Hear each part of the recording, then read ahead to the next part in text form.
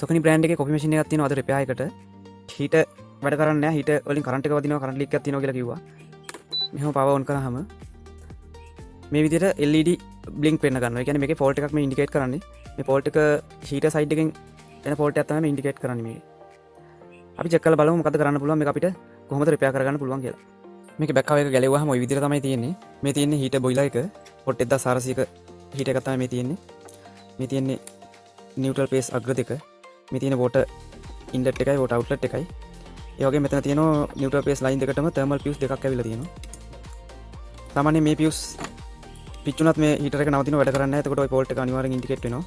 ඒ වගේ මෙතන තියෙනවා මේ ටෙම්පරේචර් එක මෙෂර් කරන්න, කන්ට්‍රෝල් කරන්න සෙන්සර් එකක්.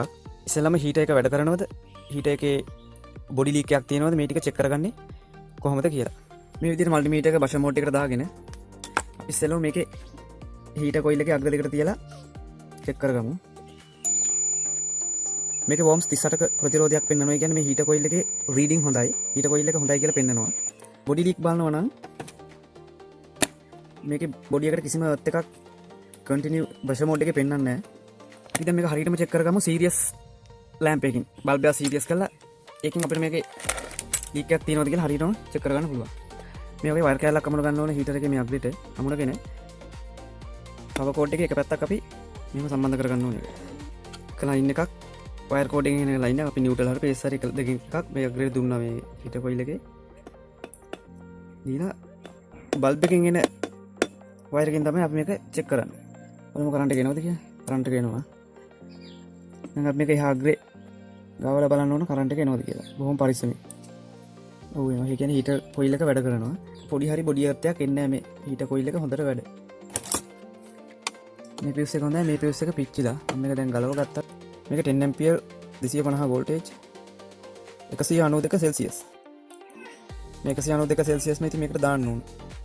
අඩුවෙන් දැම්මොත් ටක් ගාලා මේ පියුස් එක පිච්චෙනවා. හීටර් එකට ලෝඩ් එක අල්ලනකොට මේ විදිහට මේ කරන්ට් එක කැඩි කැඩි තමයි එන්නේ. අපි දැන් බලමු ඒක එන්නේ මොන හේතුවක් නිසාද. සමහර වෙලාවට මේකේ කරන්ට් එක ස්විච් කරන්නේ ට්‍රැක් එකක් කරානේ. ඒ ට්‍රැක් එකේ දෝෂයක් තිබුණත් පුළුවන්. එහෙම නැත්නම් ඒ ට්‍රැක් එකේ ගේට් පින් එකට එන සිග්නල් එක එන්නේ සිස්ටම් IC එක කරා. IC එකෙන් ගොඩක් දුරට ඒ සිග්නල් පල්ස් එක මේ විදිහට ගැස්සුණොත් ඒත් එහෙම වෙන්න පුළුවන්. අපි බලමු කොයි පැත්තෙන්ද කොතනින්ද ඒ ලෙඩ එන්නේ කියලා. BTA 16 volt 800.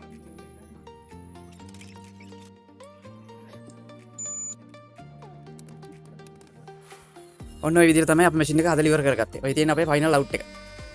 බලපුව හැමෝටම ස්තුතියි. නැවත වීඩියෝ එකෙන් හමු වෙමු.